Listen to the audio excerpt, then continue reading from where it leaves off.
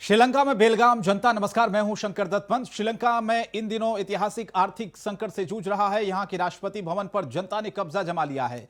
इस बीच खबर यह है कि राष्ट्रपति गोटबाया राजपक्षे आज सुबह कोलंबो से मालदीव भाग निकले हैं। वायुसेना के विशेष विमान से वो अपनी पत्नी व 2 अंगरक्षकों के साथ मुल्क से फरार हो गए हैं। आज गोटबाया को राष्ट्रपति पद से इस्तीफा भी देना था। राष्ट्रपति के देश छोड़ने की खबरों से प्रदर्शनकारी फिर से भड़क गए हैं। हजारों की संख्या में प्रदर्शनकारियों ने संसद व प्रधानमंत्री कार्यालय पहुंचे। सेना व प्रदर्शनकारी आमने सामने हैं। इस बीच श्रीलंका में आपातकाल लागू कर दिया गया है। श्रीलंका में राष्ट्रीय टीवी चैनल्स रूपवाहिनी कॉरपोरेशन का प्रसारण बंद हो गया है। बताया जा रहा है कि कोलंबो में टीवी चैनल्स के दफ्तर को प्रदर्शनकारी ने चारों तरफ से घेर लिया। ऐसे में चैनल ने प्रसारण बंद करने का ही फैसला ले लिया।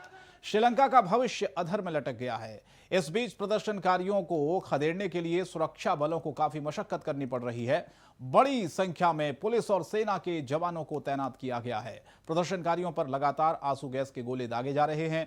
श्रीलंका में स्थिति किस तरह से है, इमरजेंसी वहां पर लागू कर दी गई है और फिलहाल जो प्रदर्शनकारी हैं वो उग्र होते जा रहे हैं। कड़ी मशक्कत करनी पड़ रही है उनको काबू करने के लिए, लेकिन ये हो नहीं पा रहा है।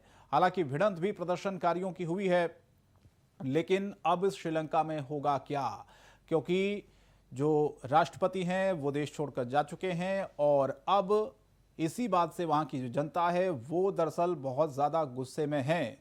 प्रदर्शनकारी भिड़े हैं पुलिस से, तो अब आने वाले दिनों में और जो स्थिति है वो खराब होती जा रही है, क्योंकि प्रदर्शनकारी बिल्कुल भी पीछे हटने के लिए तैयार नहीं है। हजारों की संख्या में प्रदर्शनकारी है जो कि सड़कों पर उतरे हैं और पुलिस ने आंसू गैस के गोले भी छोड़े, काबू करने की कोशिश की, लेकिन सफल नहीं हो पा रही हैं। तो कोलंबो की सड़कों पर भारी प्रदर्शन चल रहा है। संसद और पीएम आवास पर भी प्रदर्शनकारी पहुंचे हैं। तो राष्ट्रपति छोड़कर जा चुके हैं बिना इस्तीफे दिए, ऐसी खबरें हैं और इसी बात से जो वहां की आवाम है वो बहुत ज्यादा गुस्सा है। और इसी बीच सरकारी न्यूज चैनल में भी जो भीड़ है वो घुसी। एक शख्स एंकर बनकर बैठ गया बाकायदा चैनल में और फिर चैनल को उसका जो प्रसारण है वो बंद करना पड़ा। फिलहाल जो प्रधानमंत्री विक्रम सिंघे हैं उनको कार्यकारी राष्ट्रपति बनाया गया है। इस बवाल के बाद अब श्रीलंका में आपातकाल लगा दिया गया है, इमरजेंसी लगा दी गई है। तो कोलंबो में भी कर्फ्यू लगाया गया है। राष्ट्रपति गोटबाया के देश छोड़ने से लोग बहुत नाराज बताए जा रहे हैं और इसीलिए अब ये सड़कों पर हंगामे के बाद की ये तस्वीरें आप देखिए। हालात और ज्यादा यहां पर खराब होते हुए नजर आ रहे हैं। तो फिलहाल ये भीड़ जिसको काबू करना थोड़ा सा मुश्किल नजर आ रहा है, लेकिन जैसे ही प्रदर्शनकारियों को ये पता चला कि राष्ट्रपति देश छोड़कर जा चुके हैं, उनकी नाराजगी और ज्यादा बढ़ गई और ज्यादा उन्होंने अपना जो प्रदर्शन है उसको उग्र कर दिया। तो बेलगाम है जनता श्रीलंका में। तस्वीरें आपके सामने हैं किस तरह से कोलंबो में कर्फ्यू लगा दिया गया है और इमरजेंसी वहां पर लगा दी गई है। हालात बहुत खराब हैं। पुलिस और प्रदर्शनकारी आपस में भिड़ चुके हैं।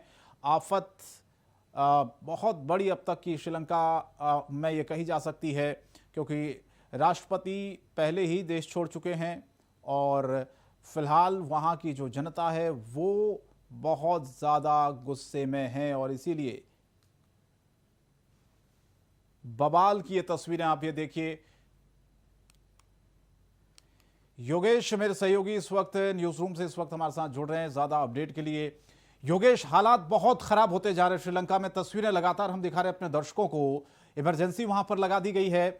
इतने ज्यादा हालात खराब हो गए हैं कि राष्ट्रपति देश छोड़कर जा चुके हैं और इसके बाद वहां पर किस तरह की स्थिति आपको नजर आ रही है? बिल्कुल, देखिए शंकर, अगर बात की जाए श्रीलंका के हालातों की तो श्रीलंका में हालात बेहद दयनीय हैं और बेहद ख़राब हुए हैं।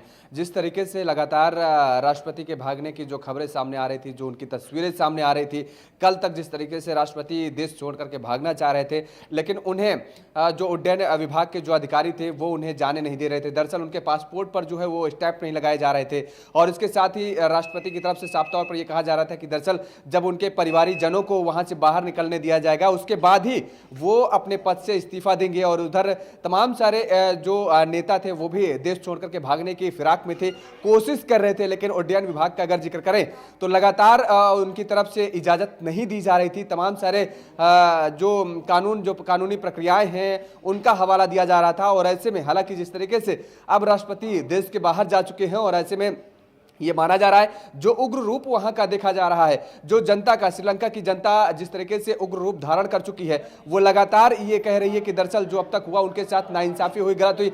एक और सबसे बड़ी बात शंकर जी की, जिस तरीके से दर्शकों को हम बताना ये चाहेंगे कि सिलसिलेवार तरीके से कब क्या हुआ वो हमने एक खाका निकाला है। उसके अनुसार अगर देखें तो 15 मार्च 2022 को जिस तरीके से राजपक्षे परिवार के खिलाफ विद्रोह शुरू हुआ था, श्रीलंका की जो जनता है वो सड़कों पर आ गई थी और लगातार सरकार के खिलाफ नारेबाजी कर रही थी, सरकार के खिलाफ बगावत छेड़ दी थी। सरकार ने खाद्य वस्तुओं पर उस दिन इमरजेंसी भी लगा दी थी। ये तारीख थी 15 मार्च, जिस दिन खाद्य वस्तुओं पर इमरजेंसी लगाई गई थी। वहां पर लोगों को खाने की सुविधाएं जिस तरीके से जो मुहैया हो पा रही थी वो समुचित मुहैया नहीं हो पा रही थी। और सबसे बड़ी बात है, महंगाई जो है वो आसमान छूती नजर आ रही थी। लोगों को सामान खरीदने जाने के लिए पैसे की जरूरत थी, वो पैसा उनके पास उपलब्ध नहीं हो पा रहा था। उसके बाद अगली तारीख आती है 2 अप्रैल। 2 अप्रैल को राष्ट्रपति आवास के बाहर हिंसक प्रदर्शन हम लोगों ने देखा कि किस तरीके से राष्ट्रपति से जो है वो इस्तीफा मांग रहे थे। वहां के प्रदर्शनकारी लगातार कह रहे थे दरअसल राष्ट्रपति इस्तीफा दे, लेकिन राष्ट्रपति उसके इस्तीफे के लिए तैयार नहीं थे। और ऐसे में जो वहां की जो स्थिति है, जो हालात बनती गई, वो और बिगड़ती चली गई। अगली तारीख का हम 4 अप्रैल का जिक्र करेंगे। 4 अप्रैल 2022 को जिस तरीके से प्रधानमंत्री महिंद्रा राजपक्षे के बेटे नमल समेत 26 मंत्रियों ने इस्तीफा दिया, लेकिन 26 मंत्रियों के इस्तीफे के बाद भी वहां की जनता जो है वो शांत होती नजर नहीं आई। दरअसल उनका साफ तौर पर कहना था कि 26 मंत्रियों के इस्तीफे से काम नहीं चलेगा, काम चलेगा तो राष्ट्रपति और प्रधानमंत्री के इस्तीफे से। और ऐसे में प्रधानमंत्री ने, राजपक्षे ने हालांकि साफ तौर पर कह दिया था कि अगर उनका कैबिनेट और जिस तरीके से अगर इस जो बैठक हुई थी, बैठक में अगर सर्वसम्मति से यह कहा जाता है कि उनसे इस्तीफा दिया जाए, तो उन्होंने कहा था वो शहर से इस्तीफा स्वीकार करेंगे, वो दे देंगे। लेकिन राष्ट्रपति की तरफ से इस्तीफा की बात नहीं की जा रही थी, सामने आ रही थी। और 6 मई का अगर जिक्र करेंगे तो पुलिस और प्रदर्शनकारियों के बीच झड़प। दरअसल वहां पर जनता इतना आक्रोशित हो गई थी कि जिस तरीके से जनता सड़कों से लेकर के सरकारी भवनों तक वहां पर पहुंच गई थी। और वहां पर उसके बाद पुलिस की जो कंट्रोलिंग व्यवस्था थी वो कहीं ना कहीं डगमगाती नजर आ रही थी। पुलिस ने सोचा कि शायद हो सकता है कि थोड़ा सा बल प्रयोग करके इन लोगों को शांत कराया जा सके, इसलिए बल प्रयोग किया गया, लेकिन वो स्थिति बनी नहीं, काबू में लोग आए नहीं वहां पर। 9 मई का जिक्र करेंगे। 9 मई को राजपक्षे का पीएम पद से इस्तीफा दिया गया। रानिल विक्रमसिंघे नए पीएम बनाए गए। उसके बाद देखिए, जब रानिल नए पीएम के पद पर आए तो लोगों को उम्मीदें ये जगने लगी। और वहां के अगर सियासी गलियारों में, सियासी हलकों की चर्चा की बात करें श्रीलंका की, तो वहां पर यह कहा जाने लगा कि दरअसल अब जिस तरीके से रानिल ने नई जिम्मेदारी संभाली है और नए तौर पर प्रधानमंत्री बनकर के आए हैं, ये अब श्रीलंका को उबार सकते हैं। जिस तरीके से वहां पर मुद्रास्फीति को लेकर के जिक्र करें, यह कहा जा रहा था कि दरअसल उन्हें काफी जानकारी है और ऐसे में जो वहां की आर्थिक स्थिति है उसको सुधारने का काफी काम करेंगे। अर्थ जगत को लेकर के कहा जा रहा था, जिस तरीके से तमाम सारी चर्चाएं आई, लेकिन आगे हम लोगों ने देखा कि वो हो नहीं पाया, वो भी कहीं ना कहीं फेल नजर आए। 5 जुलाई का जिक्र करेंगे शंकर। विक्रमसिंघे ने श्रीलंका को दिवालिया घोषित कर दिया। देखिए, ये सबसे अहम दिन था और जो 5 जुलाई को, जबकि दिवालिया घोषित हो गया श्रीलंका, क्योंकि वहां पर ऐसी स्थिति बनी, वहां पर कितना कर्ज से दबता चला गया लगातार। और ऐसे में जाहिर तौर पर वो दिन आना ही था, पहले से कयास लगाए जा रहे थे। और वो 5 जुलाई, माफ कीजिएगा, 9 जुलाई था, जिस दिन प्रदर्शनकारियों का राष्ट्रपति भवन पर कब्जा हो गया। फिलहाल योगेश अधर में दिखाई दे रहा है। अब क्या लग रहा है आपको? संक्षेप में जानना चाहूंगा कि हालात अब कितने और ज्यादा बिगड़ने शुरू हो चुके हैं, हालांकि बिगड़ ही चुके हैं पूरी तरह से, ये कितने दिन और लगेंगे इसको कंट्रोल होने में, क्या लग रहा है? शंकर, देखिए, हालातों का अगर जिक्र करें तो जिस तरीके से अगर हालातों को वहां कंट्रोल करने की कोशिश जो की जा रही है वो लगातार की जा रही है, सेना के अधिकारियों की तरफ से की जा रही है। वो ये कहा जा रहा है कि दरअसल वहां के जो लोग हैं वो उग्र हैं, उनसे शांति व्यवस्था बनाए रखने जाने की अपील की जा रही है।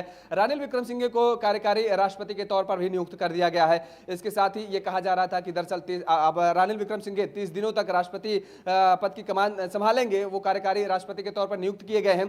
30 दिन के अंदर श्रीलंका को नए राष्ट्रपति का चुनाव करना होगा और सरकार का भी गठन करना होगा। श्रीलंका के सामने बहुत बड़ी बड़ी चुनौतियां हैं। ऐसे में सबसे बड़ी बात यह है कि जिस तरीके से सबसे बड़ी चुनौती जो वहां पर है कि वहां की जनता को काबू में कर पाना। जनता जिस तरीके से आक्रोश जनता का देखने को मिल रहा है, जिस तरीके से अपना वो रूप दिखा रही है, रौद्र रूप दिखा रही है, यही सबसे बड़ी चुनौती इस वक्त। योगेश, बहुत बहुत धन्यवाद इस तमाम जानकारी के लिए हमारे साथ जुड़ने के लिए, लेकिन फिलहाल आपातकाल लागू कर दिया गया है। श्रीलंका में हालात बहुत खराब है। वहां पर जो राष्ट्रपति हैं वो देश छोड़कर जा चुके हैं और इसी बात से प्रदर्शनकारी बहुत ज्यादा गुस्से में हैं और हर जगह उनका कब्जा होता जा रहा है।